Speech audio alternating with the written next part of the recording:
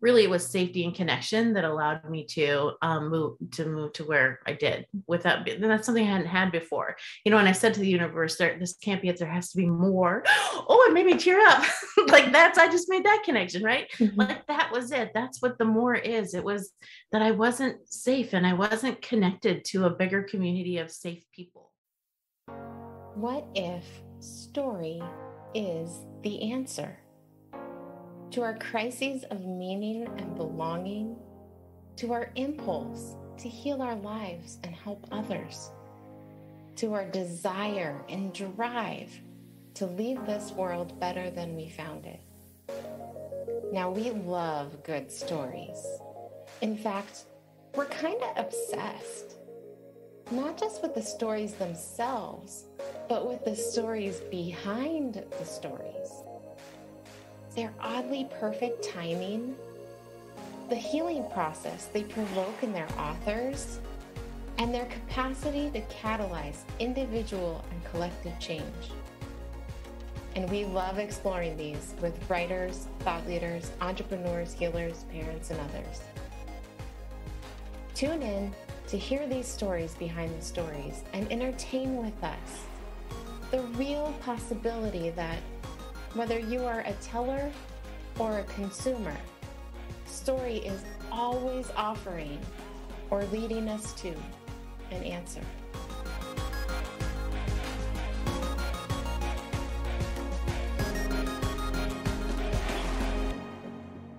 Lori Bonnevier wanted to write a book since she was a kid, but she didn't get started until she was a wife, a mom of 2 children, and a busy professional who just did not have the time for it.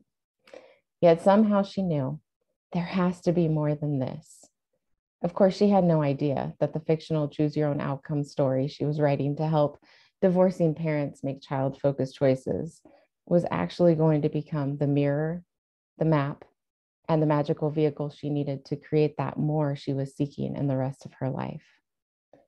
Tune in to find out how Lori cleverly escaped her very first retreat, only to have her intentions affirmed and come back to do the work.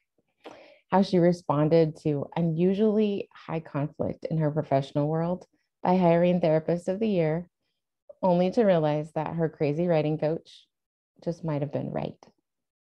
And finally, you'll hear how Lori came to see what this was all really about and how she took courageous action, only to realize that she had essentially written the scripts for everyone else too. Today's episode will make you laugh and marvel at the magic that is always happening around us if we will just have the courage to choose to look. Grab a cup of something yummy and a pen so you can capture every sip of story insanity. Welcome to Sips of Story Insanity, where we talk about the stories behind the stories with authors, speakers, thought leaders, healers, parents, and more. My team, son Aaron. Hello. My sister Alyssa. Hello. And clients turned friends turned team members, Teddy. Hi, y'all.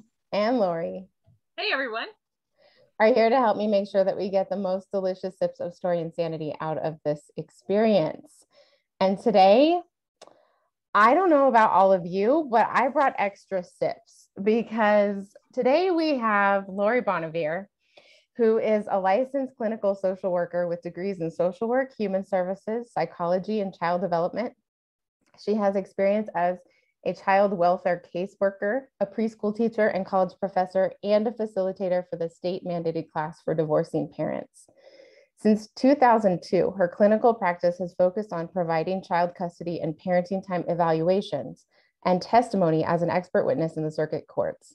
Having expanded her practice to include consulting, coaching, and speaking, she is now sharing her message of child-focused choices with a larger audience. And all the stuff that's not in the bio is like, she is one of the smartest and most hilarious people I have ever worked with. And that's saying something because we have some characters around here. So welcome, Lori. Thank you. I sound so smart when you read it off the paper like that. No wonder I'm tired. That's a lot. I do a lot. Oh, that's why I'm tired. That's awesome.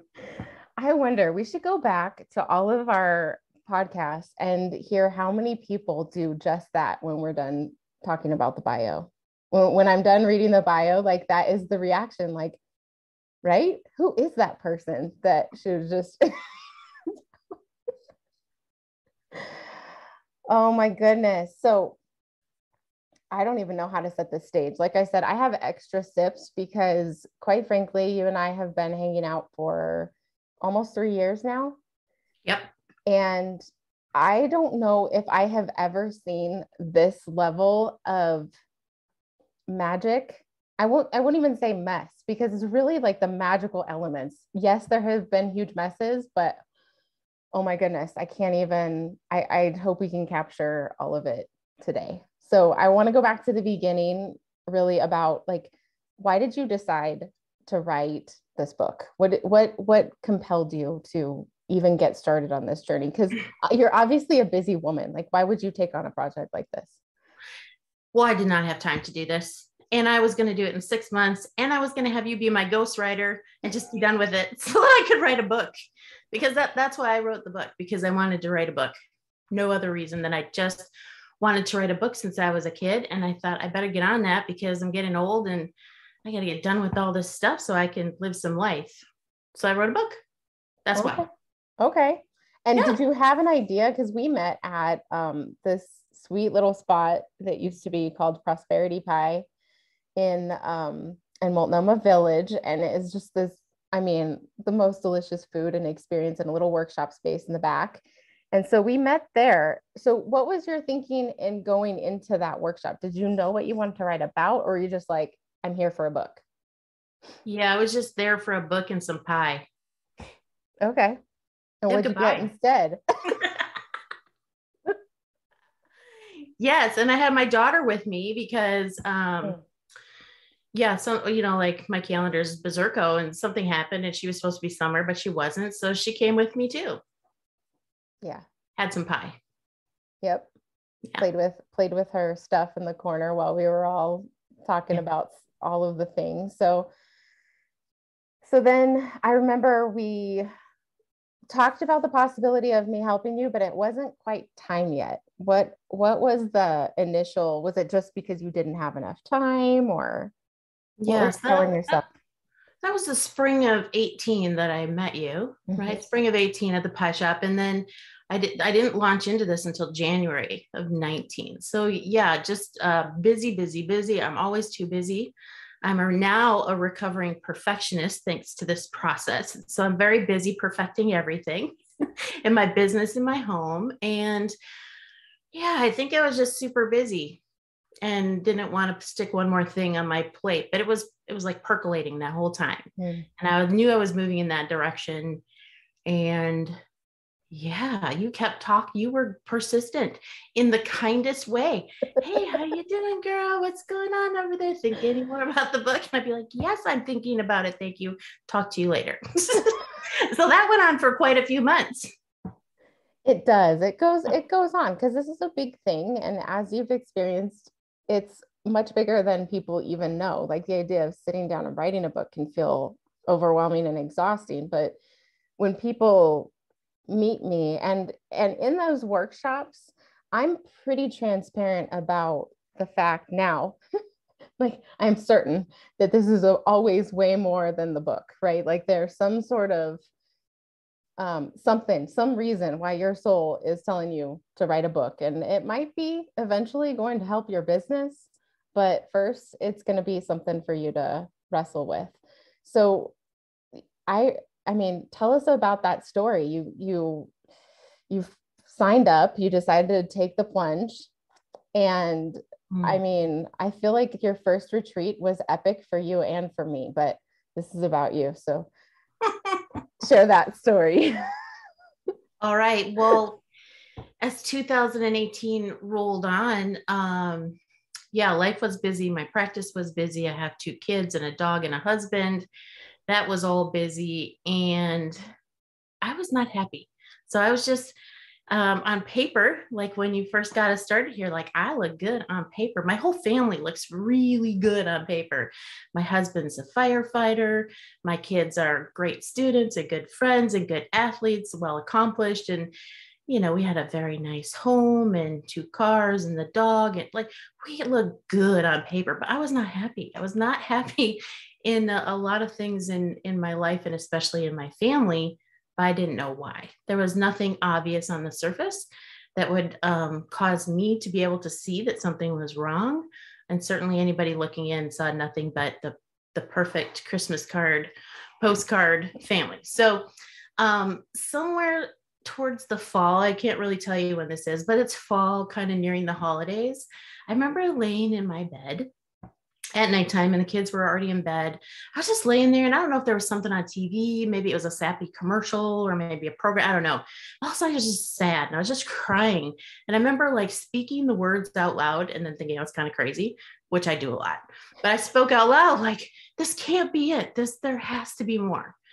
I'm not super religious. I have really left my faith long ago at that point. And I don't know who I was talking to. I guess I was just talking to the universe or whoever was listening. And it was very shortly after that I signed up for the retreat. It might have been the next day. It might have been the next day I started talking with my sister helped me just financially to come up with that bigger chunk of money to be able to go to the retreat and sign up. And so I think right after that, I just really got things in order. And I thought, all right, well, if there's something more, my question was, there has to be more than this. I better get to work and figure out what more is out there. And that felt like the avenue to start pursuing. So that's how I got there. Well, that's how I got signed up. The story of getting there is a little more complicated, but I think that's how it all worked. Yeah. Yeah. Yeah. So you signed up in the fall and we weren't really actually starting until January, until the first of the year. And so, that first retreat that you attended was, I mean, I shared a little bit on the podcast with Lonnie because we of course were talking about you and your story. But it was like one of the things that I know after a decade or so of being in transformational spaces is that my work always precedes the work of the client. So I could not understand why for 3 weeks, 4 weeks before this retreat, like my family system just blew up. We've had challenges before. We have challenges regularly, like any relationship does. But this was like next level. I was calling Teddy like, what in the world is going on? And then I look at my calendar and I'm like, oh, it's the retreat. I bet you it's the retreat. I'm being prepared for something. And so, we arrive and I mean, tell us about your arrival, that whole experience. Lord. Yes. So let me think back to that time. So my perfectionist self had it on the calendar, had the little invite on my desktop. I clicked it a couple times a day, make sure I had everything scheduled correctly and care for my kids. And I had a big to-do. I always have a to-do list, but I had a big one then. And I was going to make food and get to the grocery store. I was going to do a mani-pedi. I ordered a bunch of new clothes online because it was like a vacation to me. I ended up going away for a week. Like I never got to do that. And I imagined getting there and writing my book in that week in January and being really like almost done. So I was getting everything in order, checking the date. And I remember sitting at my desk at work. And I don't know if you asked, or maybe you said, see you in a couple of hours. Anyway, some message came through and I lost my marbles because I wasn't leaving till the next day. It was the first day of retreat and everybody was showing up, but I was not, my list was still quite big and my kids didn't have care till morning. And I'm just not somebody who's late or disorganized or who misses a showing up day. So, yes, you got my first freak out like right away. You got to know me pretty good, pretty quick. And The perfectionist in me honors the perfectionist in you. Your message bag was so simple, but really became the thread that carried on through the whole process and really is my space of grounding right now.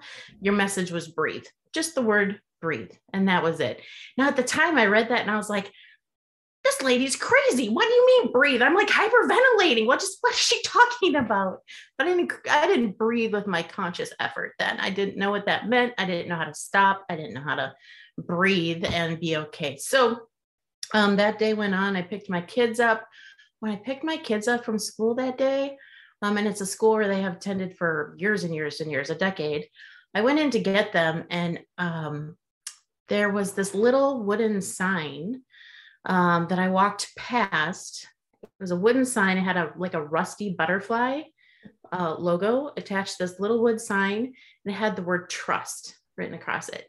And it caught my eye when it went in. I'd never seen it before. I'd probably walked by it for 10 years or more, but I saw it that day. And I went and I got my kids and I came back and I kind of peeked at it out the corner of my eye. Like I wasn't sure if it was for me or why it was there, why I was catching my eye. I walked past it and then I walked back around. I took a picture and then I got in the car and I sent it to you. I'm like, oh, look at this thing I just saw. I think you were like, yep, breathe.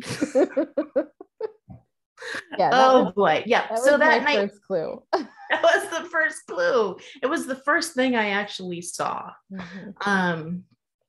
And with many more to come. So I went to bed, I got up, I got the kids where they needed to go. I packed all my things and I arrived to retreat on the day after everybody did. And when I got there, it was silent time. I am a talker. Like I do not sit quietly. I don't sit and breathe. Like those are not things I did then. So I was like, oh, whew, this is going to be big for me. So I found a comfy chair and I sat down while everybody was doing their quiet things. And I plucked a book off the shelf next to the big comfy chair, and it was Chicken Soup for the Soul. I was like, oh, all right, well, I've heard of this. What is this? Taking care of yourself, self-care kind of thing. And so I started to read a little bit of that and I kind of settled in, and yeah, then we got started after an hour or two of being quiet, which still that's really hard for me. I know. So Teddy was at my first retreat, and at the first retreat, she kind of rolled in the same way, like stressed out completely, just like things not going as planned, not showing up the way that she would have normally. And I want to say it was after 2 or 3 retreats, I realized that I would lose half a day of work with people, asking them to arrive in the morning, because all of my people are like you and me. we're running, we're taking care of people, we're managing all the things, we're like, try to catch us, right? It's just, it's flurry time all the time. And the amount of time that it takes for people like us to actually slow down enough to listen to what's going on the inside, which is what we need access to start talking about message, right? And story.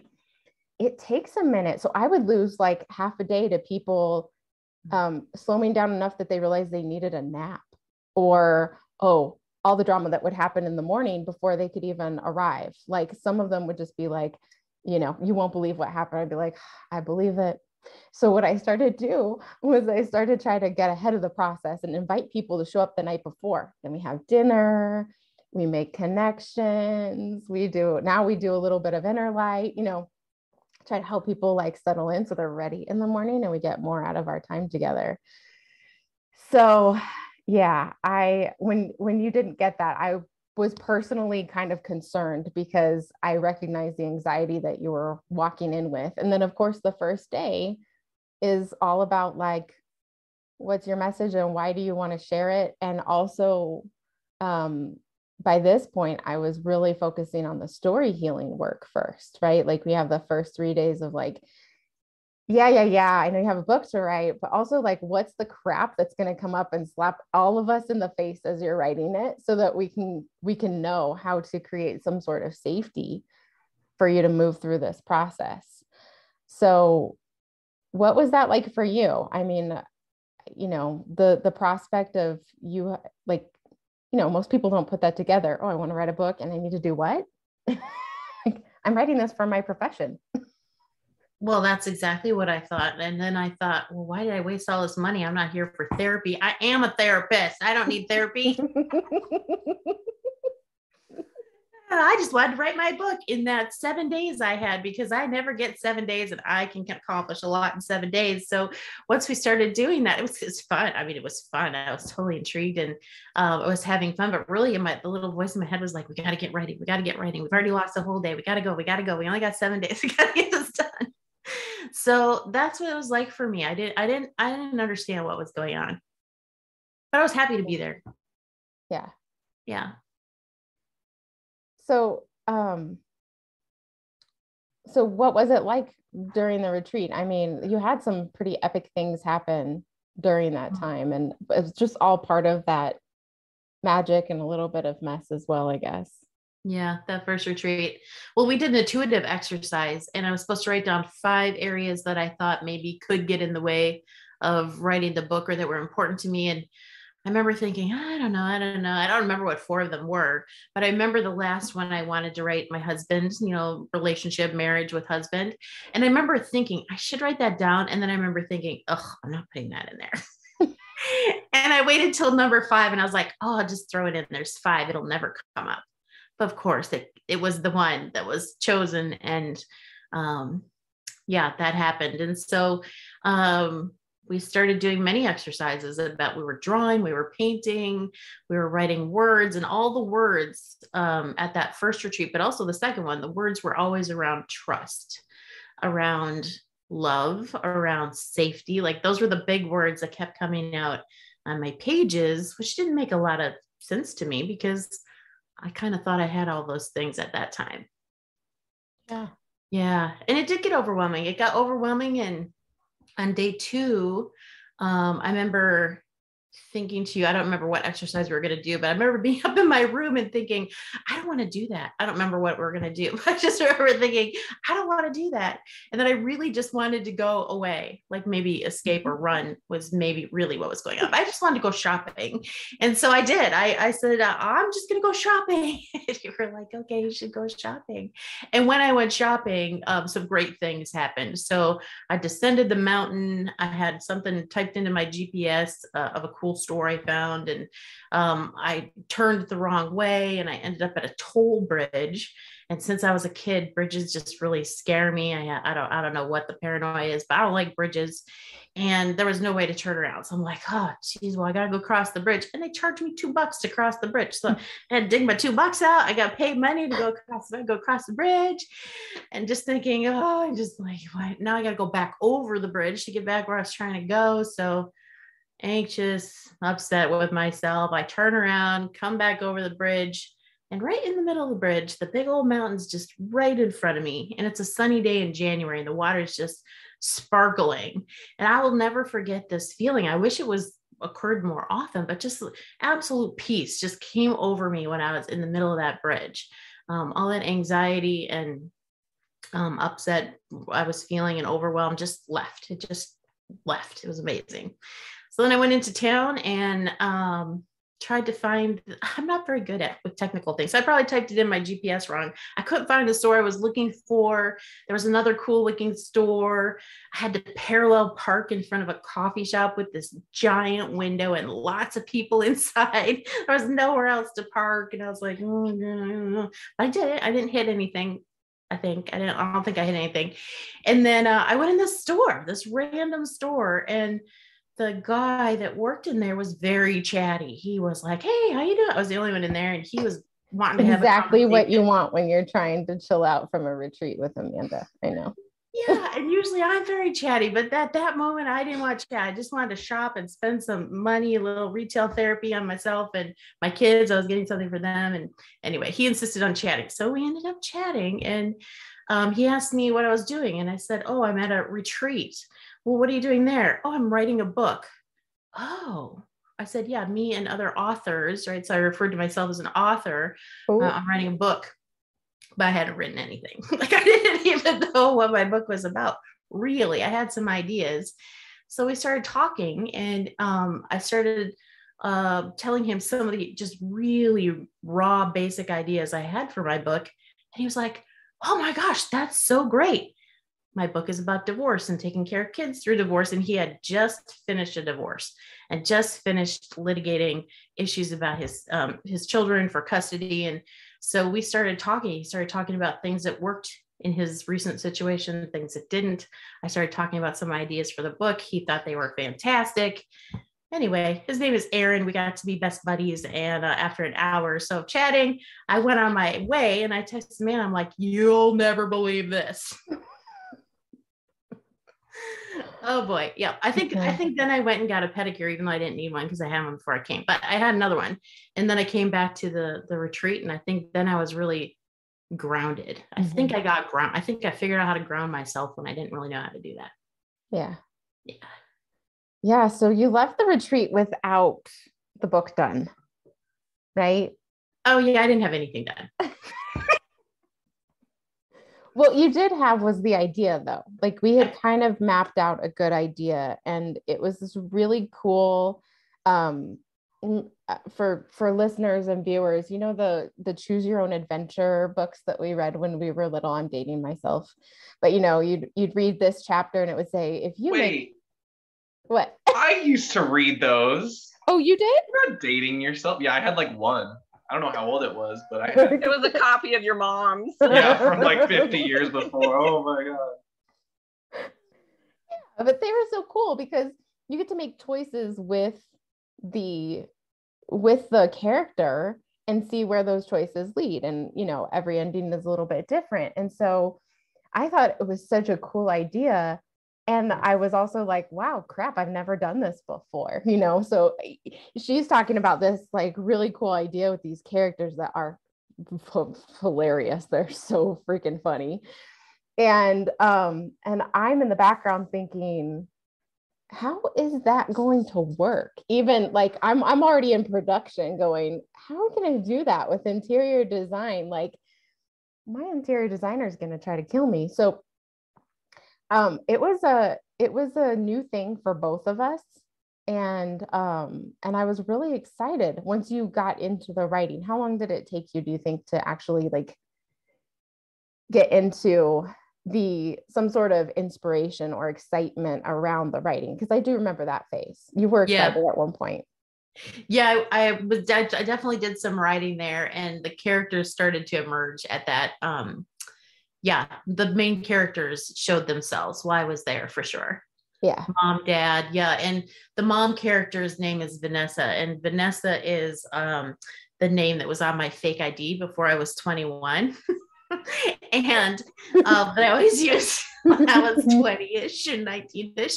And my very best friend from that time, who moved to Florida, and we just have grown older, and she had kids at different time than me. And so we really don't talk that much except on social media. But while I was there at the retreat, I hadn't talked to her in probably 10 years. She got a hold of me while I was there. So Vanessa reemerged, and my best friend from that time reemerged, and another friend that I haven't talked to in a long time had contacted me while I was there too, just to kind of really, what they did was remind me of my much younger self, who was just really funny and fun and lively. And she became the character. She is the character. She is me. I am her. We are one.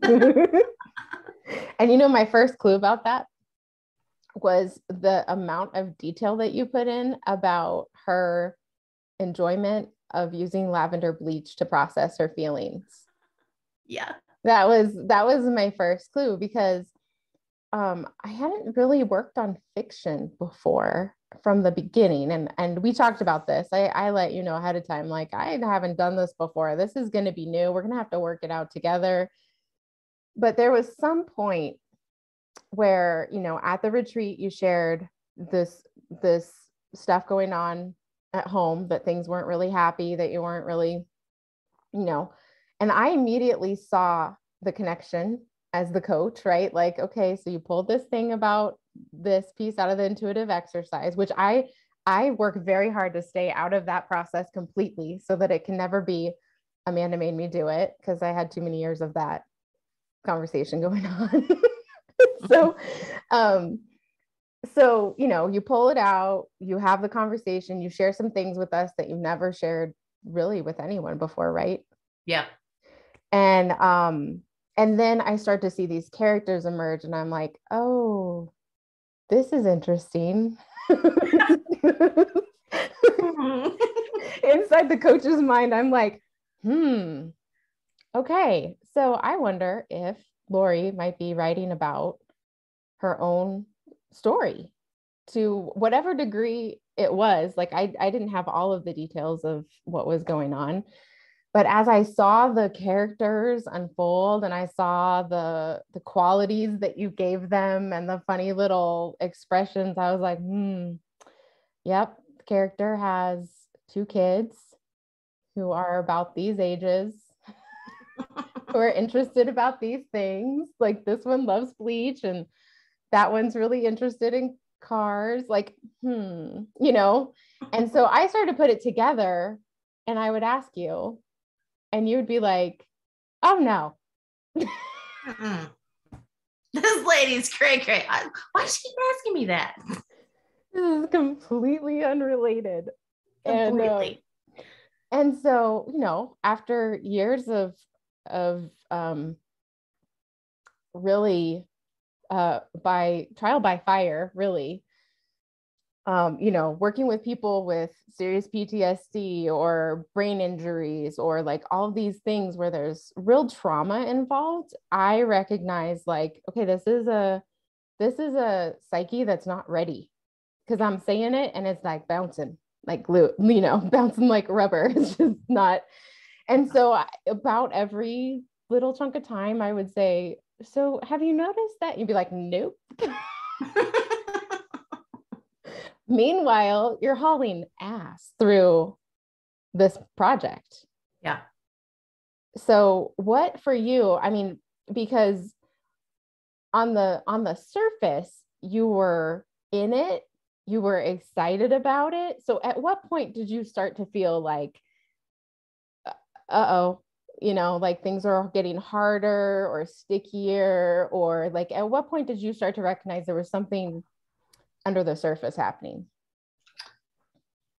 Yeah, well, 6 months in, so June-ish, 2019, for work, I am an expert witness. So I was sitting in a hearing doing my job, and a very aggressive attorney decided to be very aggressive. And he had a rebuttal witness there that was being a schmuck, who's a colleague, but he was being a schmuck. And really just super attacking of like my professional ethics, my value, my worth. The hearing came out fine. The judge agreed with me, told him to eventually, you've had it, your say, we're all done here. But that that experience caused me to connect with a therapist who sees therapists, because it just really unhinged me in a way that I work with attorneys all the time, right? That's not new. And attorneys are often aggressive. That's not new. But whatever it was about this particular time, so I had been writing for 6 months, and the way that he did it, or that there was 2 men, I think men had something to do with it at that point, and just what he attacked. He wasn't attacking my work or my product or my process. He was attacking me. Right. So that sent me over some kind of emotional cliff. So I found a therapist who sees therapists, and I went in and we talked about the situation at work, and maybe talked about that for 2 sessions. And he said, oh, okay, so I'd like to ask you about how you described your family. And I was like, what? I don't want to talk about my family. Why? What do you want to know? And he said, well, let me read back what you wrote, what you said. And I said something about like, I have the perfect family. We're all terrific and great and everybody's happy. Something to that effect. Painting the picture that I paint to everyone, right?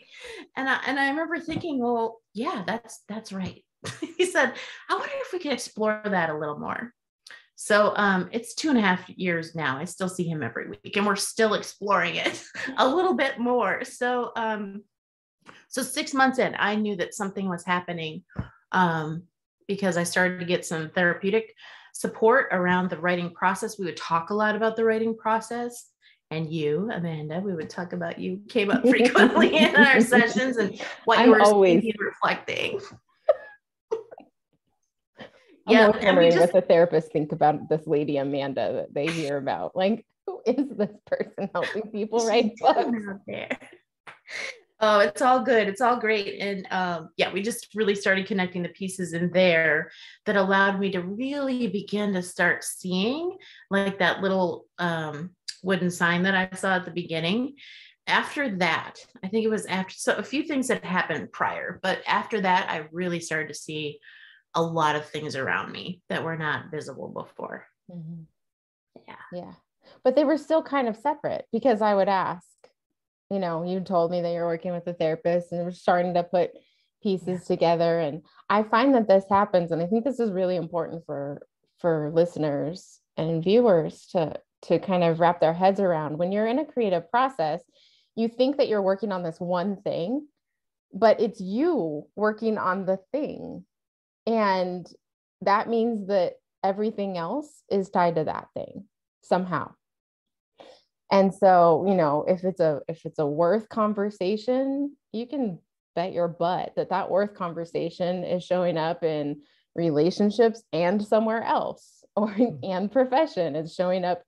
I mean, there's hardly a place that doesn't get so deeply tied, even to the point of like those neurological pathways, right? Like all the stories get tied together. Mm-hmm. Who you are, questioning your worth at 7 impacts how you engage every person and set up every relationship and every business transaction, right? Like it's you doing it. So for me, I was like, okay, like the universe has moved some things into place. Our co-author is now like, these are terrible things that happen, being attacked while you're on stand, like that's awful.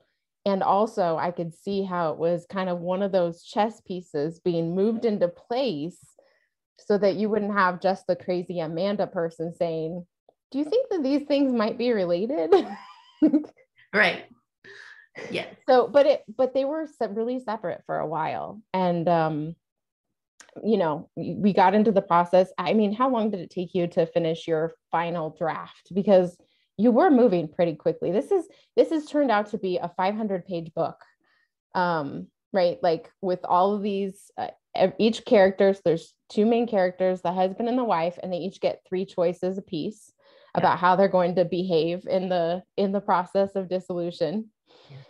And so it's a lot of story. It's all hilarious and fun and tear jerking. Like there are some chapters that like how many times did I read them? Like 100 times maybe, and I still bawl my eyes out while I'm reading. Me too.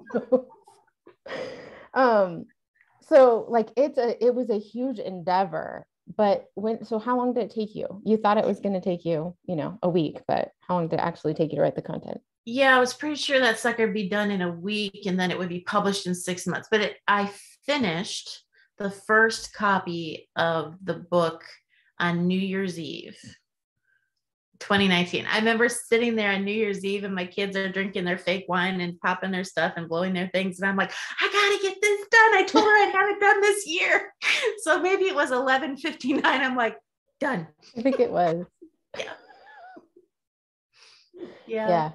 And so then we got into the process of getting even more messages from the universe, let's say, around this, right? Because the universe talked to me. We had a direct line. I truly like, I mean, I still get, I don't know why I still get surprised when you send me these texts, like, you won't believe this, because there have just been so many of them.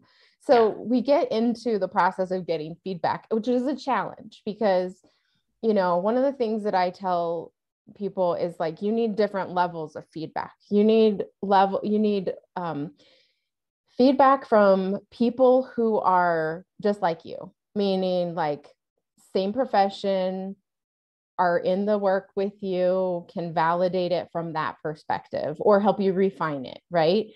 but then you were also like talking about lawyers and therapists and other people. And so it was important to get all that feedback as well. But it was kind of hard to get to the just right reader, like the people that you're really, because you can't use a client really. That's unethical.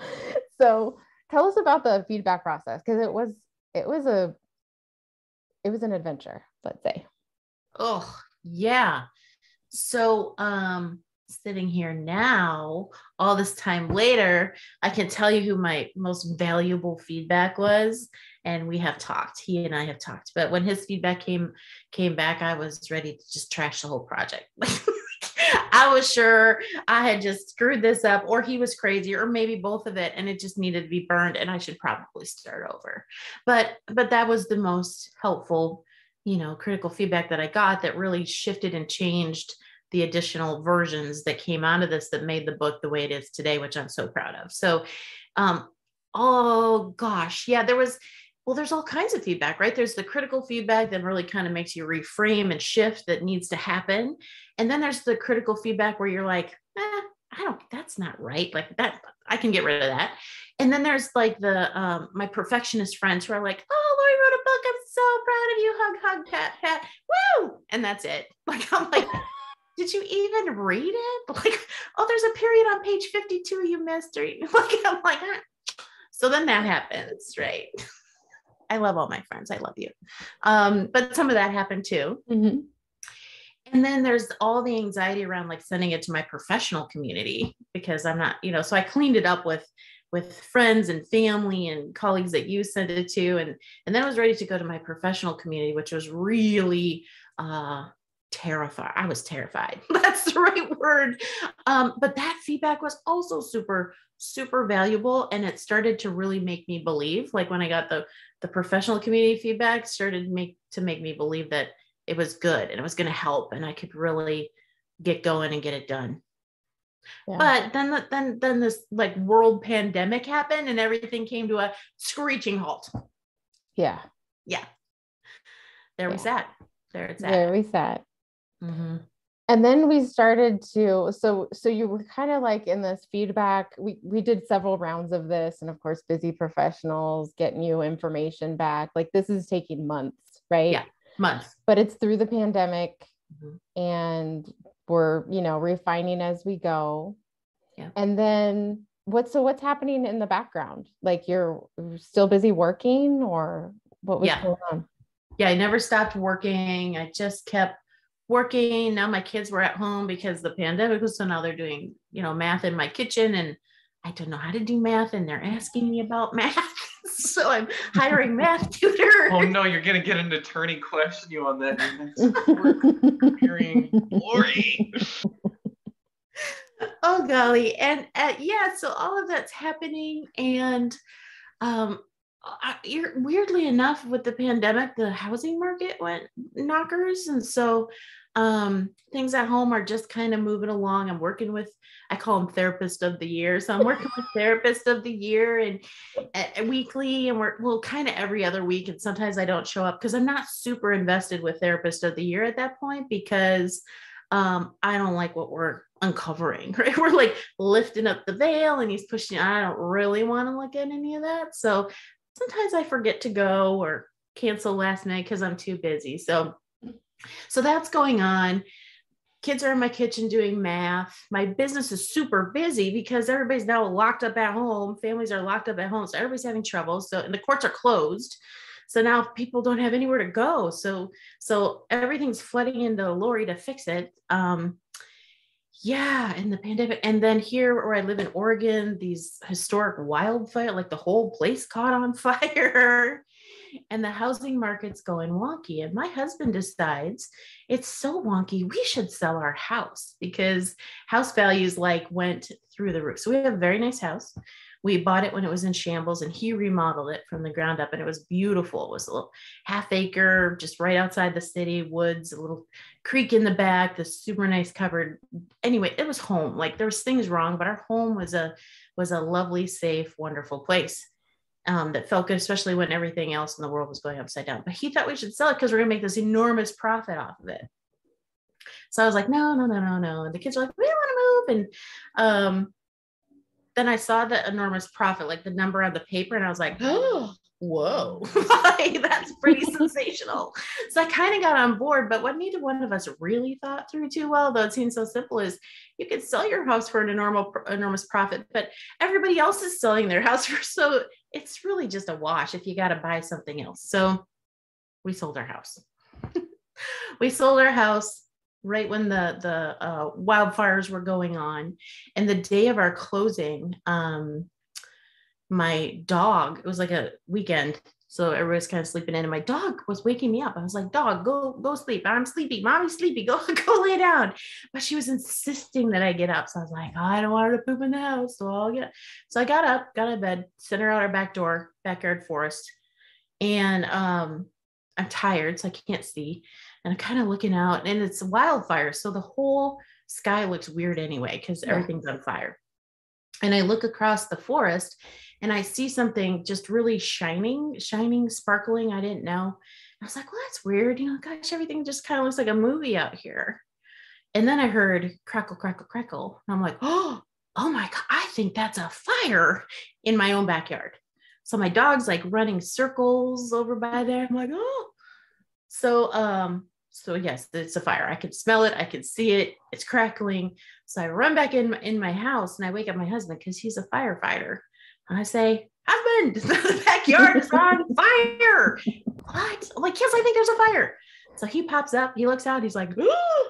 So he gets his phone and he calls the whole Portland Fire Department. Ended up in my neighborhood. Like, I don't know how many trucks are there, what he said, but they all came. But by that time, he had run out our back door. So we're having trouble, right? But this is the husband that I love. He jumps up, he's in his underwear, he runs out the back door in his bare feet, through the creek, through the blackberry bushes, up over into the neighbor's house is on fire.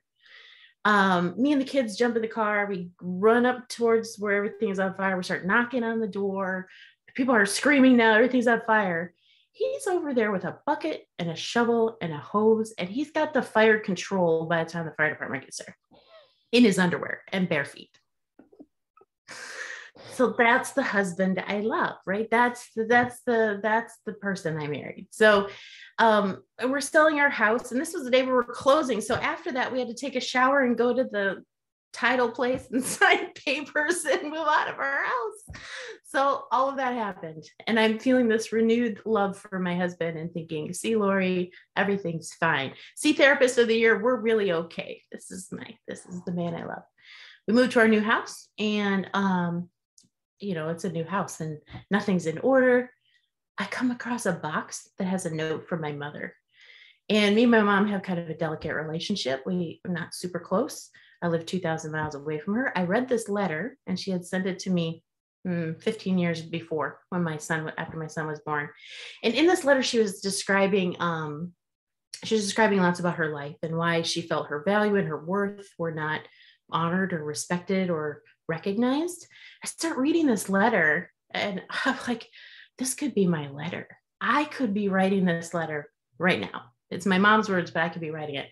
So this was, I think it was already a little discombobulated because we had just moved and everything was upside down.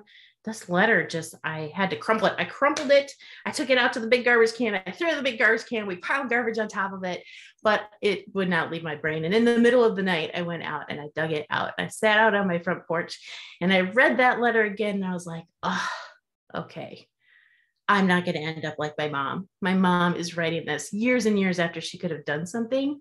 I have the ability to do something. So I didn't know what something was. I still didn't really know what was wrong. But I was determined to figure it out from there. So the book at that point is coming along. We're still revising. And shortly thereafter, the letter from my mom, Amanda sends an email to my inbox that says, hey, we're having a writing group. You should come. And I think, have you seen my calendar? I can't go to some writing group. Why is this lady? Amanda's always on my case. Then I met her for coffee and she's like, I don't know why it's got to start in November, but it's got to, like, for some reason it has to. I was like, I don't know. I don't think I'm going, but I drove into Safeway to get some groceries. I parked, and this group was on my mind, and she had offered, if you bring a friend, it's a discount partner. Well, anyway, I called the partner, discount partner, said, yeah, I'd love to do that. I was like, shit. Well, now we got to do this. She missed the memo, man. Discount partner, I gotta go. So like 2 days later, we started with this group, and in this group, it was called Right to Right the World. And in this group, it was a reflection group. On day one, because I'm disorganized at that point and behind, it said post a picture. There was a picture on my laptop of me and my husband because it's just been our anniversary sooner. So I was like, oh, whatever, I'll throw them out there. Here's my picture. Woo. So yeah, I don't think it was like in line with the assignment at all, but that was my picture that I put up there. And then we started writing. And so it's really in that group. Like if we go back to that question an hour ago now, like when did you really know? It's in this group that I finally figured out what had been going on, what was wrong, what needed to change, through a series of events and lots of great community of other people who had gathered, that I figured it out. Yeah. Yeah. Yeah. All the pieces kind of fell into place. And I got a text that was like, is it a text or an email? I don't remember, but Amanda, I think I've been writing my own story. Somewhere about that time. Yes. I think I finally was like, what? And I was like, yes, we're there, like you're ready. But for me, from the outside as a coach, but also as a woman who has who had safety challenged when I was very young and regularly challenged as I have grown up. I knew that it took me 3 years to believe that there was a space that was safe enough for me to tell the real stories and really begin to move and change things. And so, I have people all the time who are like, oh my God, it took so long. And I'm like, nope. I mean, kind of like right on time, because it took me 3 years too. It was just like, you can't see it until you're ready to see it. And so, I knew it was coming. I mean, it was like I could see all of the chess pieces being moved. And I thought that I was starting that writing group because that crazy election was happening. I thought people were going to need a space to like write and process. I had no idea that it was like, time was up for you. Like time was ready. Sorry about that. No, it was fantastic. It was fantastic. And so, just the sheer amount of you can't make this stuff up moments. I mean, so bring us up to date. Like we're recording this on December 16th, 2021, right? We're in 2021. Still in 2021. Yeah. Okay. And you have 5 days until the launch of your 5 days until launch. Yeah. And so like what has happened in your world and how has the magic continued? Yeah. So in that writing group, I really recognized what was going on in my family. And through the writing group, through some really just like you're saying chess pieces, like some things just moved right into place and offered me what I needed to see and to hear and avenues to explore and be safe. I just want to say that too, like really it was safety and connection that allowed me to move to where I did without, that's something I hadn't had before, and I said to the universe, this can't be it, there has to be more. Oh, it made me tear up. Like I just made that connection, right? Mm-hmm. Like that was it. That's what the more is. It was that I wasn't safe and I wasn't connected to a bigger community of safe people. And I really didn't have deep trusting relationships, which I developed through this process with you guys and the rest of the community. And so that was the key to moving into the space where I could see and then start to act. And so in January, my husband and I physically separated. So he ended up leaving the house. He ended up going to some intensive treatment and therapy, and we're still separated now a year later. And we're in the process of a dissolution through mediation. It's very amiable. And the universe in all of its wisdom is really giving me a opportunity. It's always an opportunity to try out my theories, that I have been supporting other families with for 2 decades. And I think the universe said, okay, this book is going out. Before you can really preach this message, you need to believe it. So I think, this is an opportunity for me to fully believe in what I wrote and what I help other families accomplish. Mm-hmm. Yeah. So a year later, and he has an apartment that's close by, and I still live in this house that we moved to, and our kids have received therapy, and we've received family therapy, and grace and kindness and respect are all at the top of our list of the way that we interact with one another. And this immense healing has happened over the course of the past year in our family. Yeah. Yeah. It's been incredible to watch. And I feel like we cannot leave this episode without talking about the ridiculousness of some of the details. Like, so what, 2 years ago, you're writing scenes about him leaving the house and asking for certain things. You're about, the way that the actual dissolution ends up, like the way that some of the scenes look with the girl and whatever you're comfortable sharing, I would love for you, because I want to set this up for listeners. I have said for a while that this lady might be one of the most, people study for a long time to learn how to manifest things. Okay. Yeah. People put years into rituals and practices and meditation, and you are so intuitive and also so powerful. And what it has shown me is that there was a part of you that knew what was coming and that was writing all of the things, knowing full well what was going to happen. You already knew it. You wrote it all before. It's unreal to me when I. Yeah, Lori, she calls you a witch. That's how magical you are. You even have to try. Seriously. Yeah, I call myself that too. I think I would, back in the day, I'd have been burned 10 times by now over the last 3 years. I did. I wrote the script. I didn't just write the script for me, but I wrote the script for him, that he's following the script that I wrote. Right. So in terms of a lot to do with the dissolution and money matters and how this would go in terms of being collaborative and amiable and valuing me. Right. I mean, that's what it was all about. Is he finally saw his wife in the book and valued her and really fostered her worth, I think, is what happened. And that's happening with my husband now too. So I remember my message to you, Amanda, was when you said, "Oh, you wrote this 2 years ago." I was like, "What?" You're like, "Yeah, you wrote this script 2 years ago." I was like, "Holy shit, I did." Almost word for word.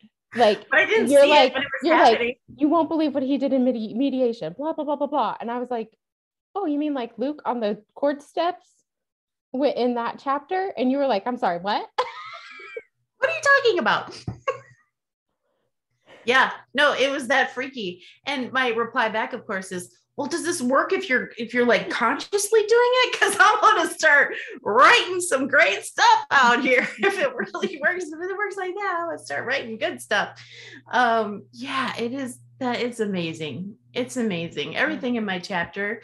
I just writing the chapter for You Can't Make This Story Up was absolutely cathartic and the cherry on top of everything, because I think as we go along, if we don't record it in that kind of way, you create different versions of it or minimize it or dismiss parts of it. But when you write it down in the kind of way that we did for the chapter for this book, I mean, it will always be there.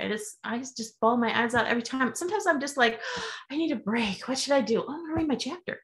It makes me feel that happy. I just want to read it because it really was, it was magical. And what happened was magical. And as a therapist, I know that people do not reach that level of clarity, healing, connectedness, safety in a talking psychotherapy kind of setting,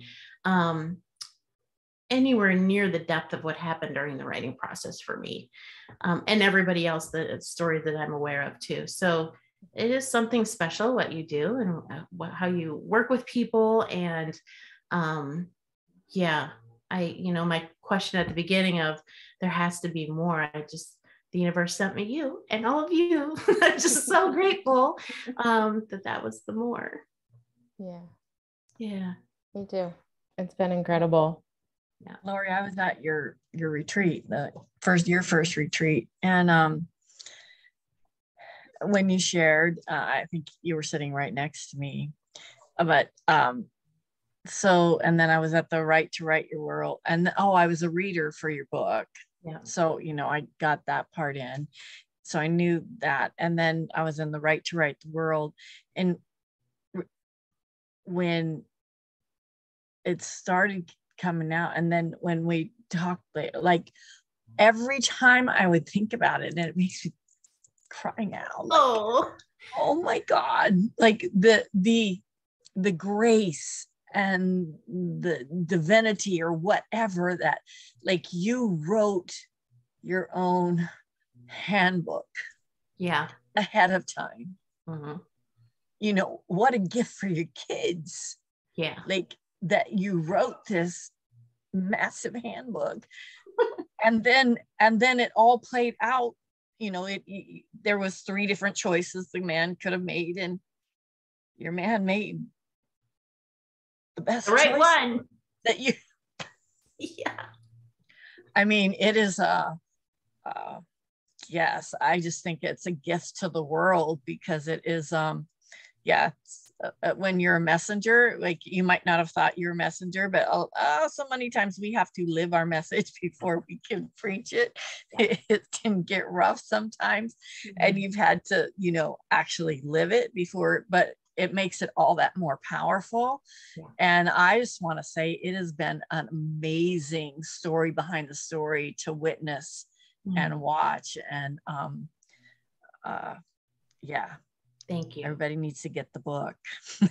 Thank you. It's true. Anybody that's struggling in their relationship or going through divorce, do it for the kids. Yeah, it's not even, you don't even have to be going through a divorce to learn some stuff about how to navigate any sort of conflict when you have kids in the room watching, or on the other side of the wall listening, or whatever the case may be. Yeah, I was just going to say the same thing, because I know when I was reading your book the first time, that was when my son had just finished going through a divorce. And I was like, oh my goodness, Lori, we needed this a year ago. But so many of those, like, tips and things, I've been waiting for this book. Like, I can't wait to give him a copy of this and say, take a look, right? So many of those tips and things I've tried to share with him that I've watched how he has been able to navigate so much better just by, knowing some of the things that you have said. It's an amazing book. I love it. Thank you. I feel so left out. When I saw it on Amazon, like, it's up right now or whatever before the launch day, and I'm like, I need to wait till launch day, because that's when the thing's gonna happen. I'm so excited. Yeah. Well, and it's, I mean, one of the things that I remember is asking you, like, what about your competitors? And you're like, I don't want to write anything like my competitors. Yes. Right? Because it's just all like, like talking heads, here's the checklist, blah, blah, blah. And because the characters, them so well, because like the richness of the storytelling and the humor that is infused, like, it sounds like it would be an awful read, but it's actually, I mean, I think that, depending on where people are and what choices they're making, there will be parts that make them go, oh, I did that shit,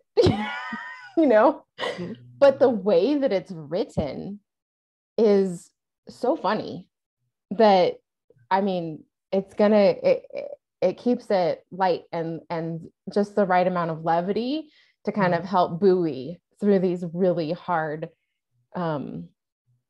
realities that they're facing, right? About do you remember sitting at the retreat and listening? She was back by the hot tub and the spa area and in that closed room there, but she looked out at the mountain and out into the, you know, the grass and such and the trees, and every once in a while we just hear this chuckle, this belly laugh come from that end of the area, and it'd be like, wonder what she's writing there, you know. Because it's such an easy read, but it has so much packed into it. But yeah, I remember at the retreat they're just thinking, because I remember you walking in and saying, yeah, you know, hi, my name is Lori, and we even spelled our names the same, and you know, we have that connection, and I'm going to get my book done, and it's going to be written this week, and all of that, and I'm thinking, oh my heck, I've been 3 years in this process already, and I'm still not done. You know, I wish I could be like Lori. I want to get this done. So you were an incredible inspiration, but I loved just the activities and the exercises and things that we did together. You have helped me and in so many different ways that it's just, I'm so excited for you. I just can't hardly stand it. Thank you, Lori. You've helped me just as much. I'm certain of it. Yeah. Well, thank you. Yes. Oh, I don't know why when she was saying that, I was remembering the coffee shop moment. Which one? Do you remember when we got the feedback about Kenny? And you were like, oh, Kenny, I have to change Kenny because you'd written this character, like all of your upset about all of the stuff that he was doing in the book was like so real, and you got that feedback that it was like too much, and so we're like, okay, we need to like turn Kenny into what's a good name, and then you came up with Luke. And so we're in a coffee shop sitting next to this fire. It's this, you know, we're doing like a writing retreat online, but her and I are in proximity, so we're doing it together. And we're sitting there and we're on our messages on our computer, and I get this like, Amanda, I think I just found my inspiration for Luke.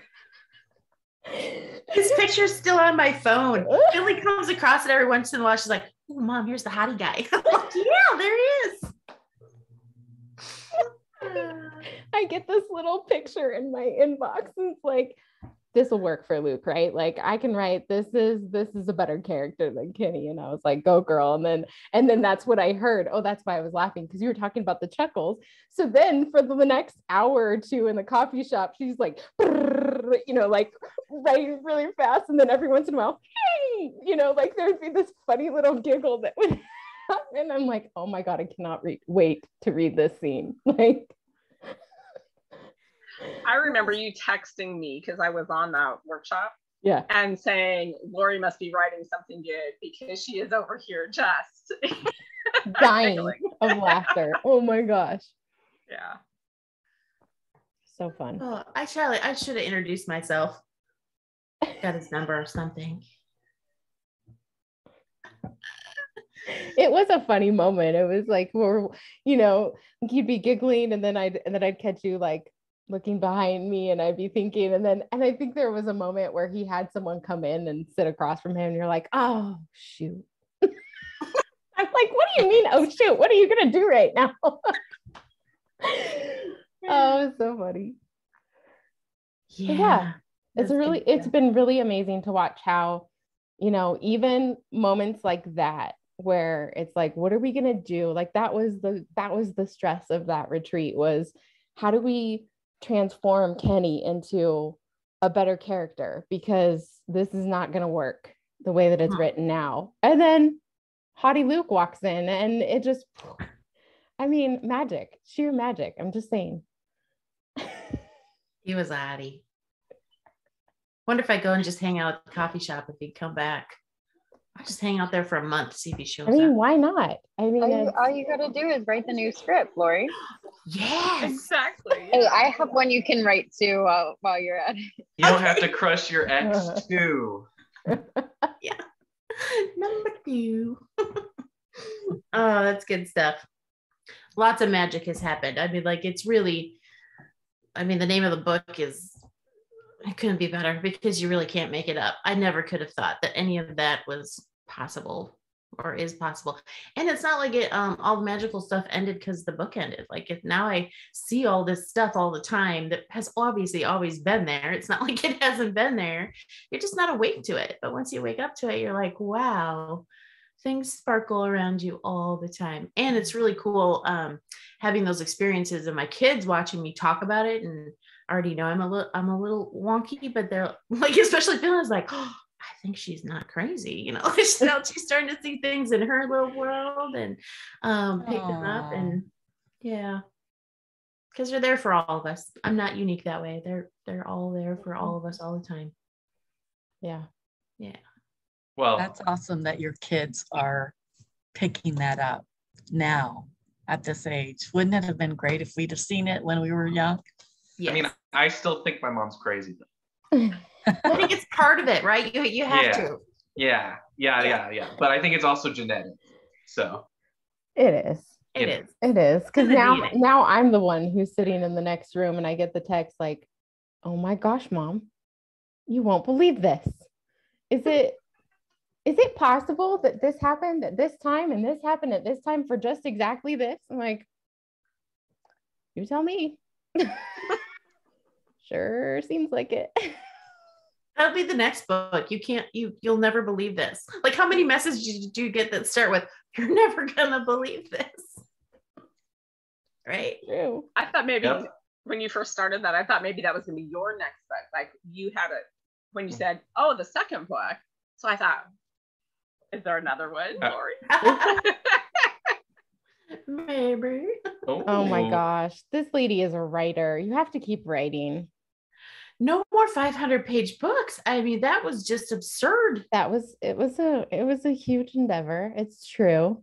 That's a big. But I hope you keep writing, because it's very rare for me to find.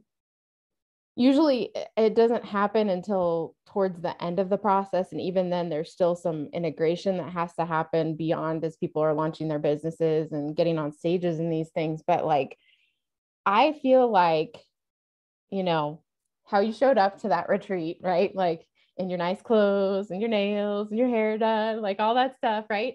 Like, how long did it take for us to see the funny Lori, like the truly, like, you know, everything is funny, super sarcastic?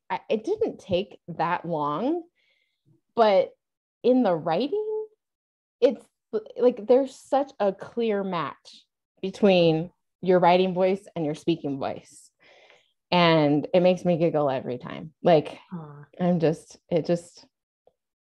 yeah, so you have to keep writing.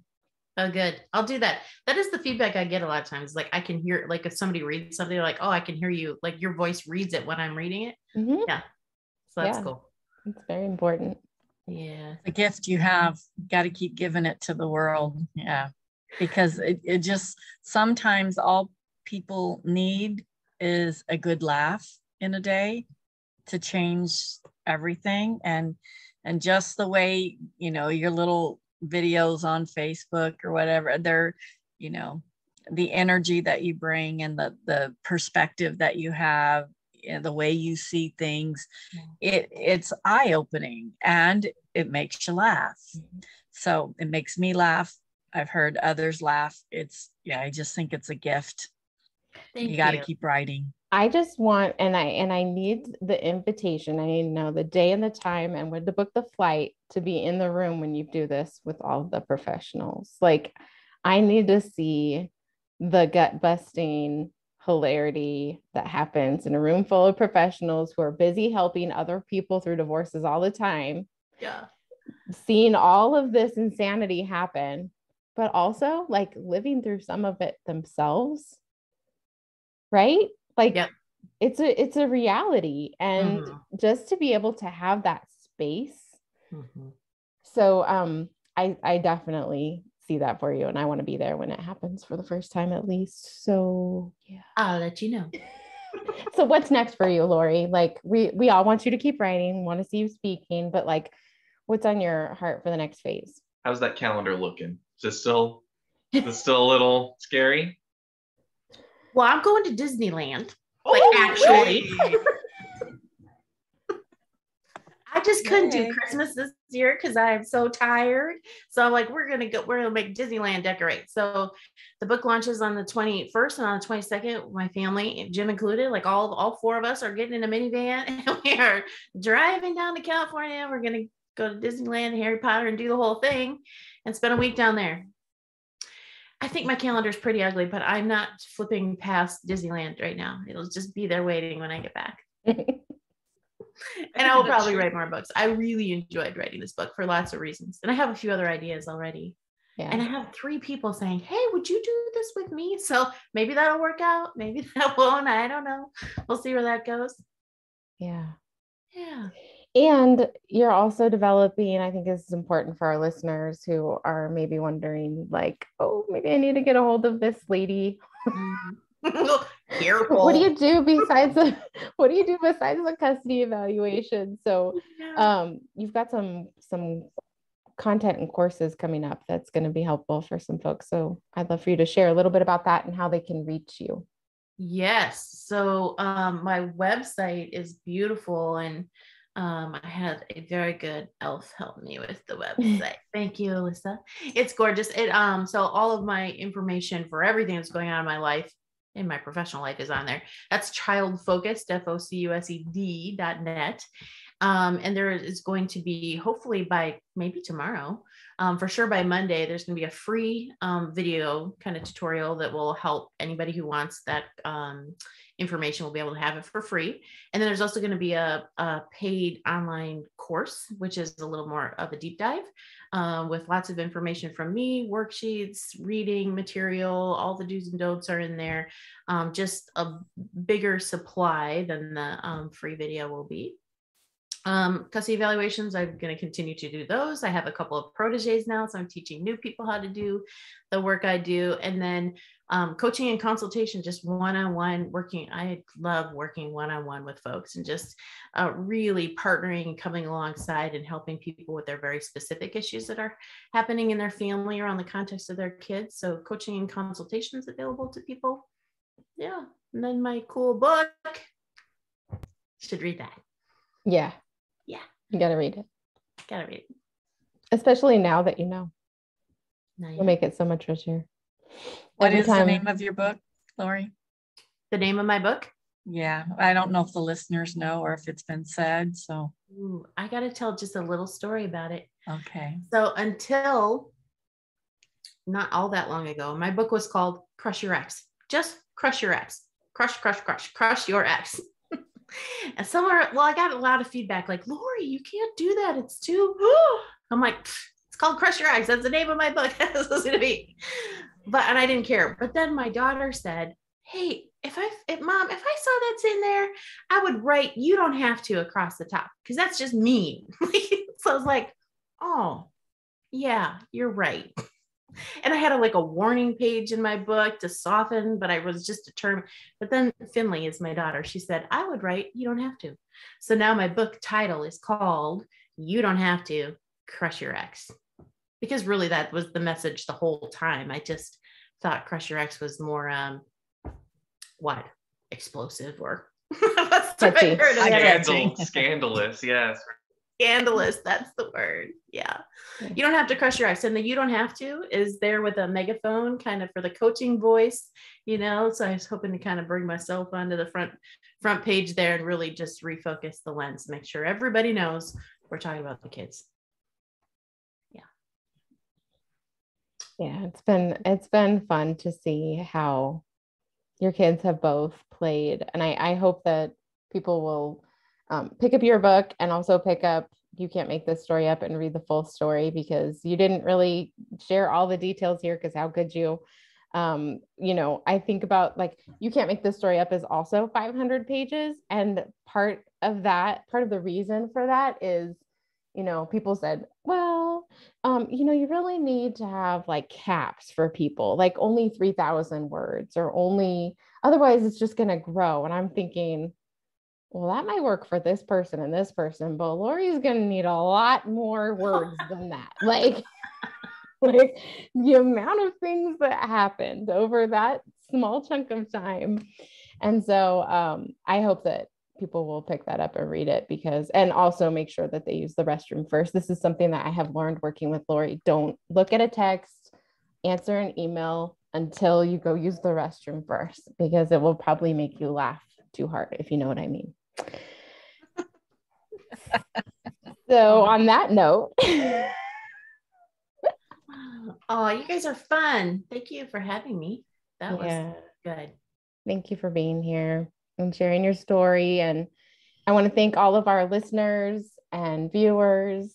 If you like what you heard, please consider subscribing, leaving us a review, and maybe even sharing your own moment of like, witchery. Wow, witchery. Yeah, share a moment where you're like, holy crap, I wrote that and it happened. I would love to hear those stories, because I'll tell you, we're doing a deeper dive into that sort of stuff this next year, because the experience with you has kind of cracked open the next few things that are coming. So awesome. You can also find out details about our upcoming book that Lori has chapter in called You Can't Make This Story Up. What if it's all happening for us? Because it is, at truetointention.com. So with that, I'll say goodbye for today. And I can't wait until we have Lori on the show again. Thank you. For book number 2. Woo! Book number 2. There you go. I'm writing about all you in my next book. Oh, hey. Oh, can we write our stories through you? Yeah, you can send me little do the ticklers. witchery for us. And yeah. Tell me what you want. I'll start crafting let's it. go. Oh, it'd be good. Craft your you. Okay. Bye, everybody.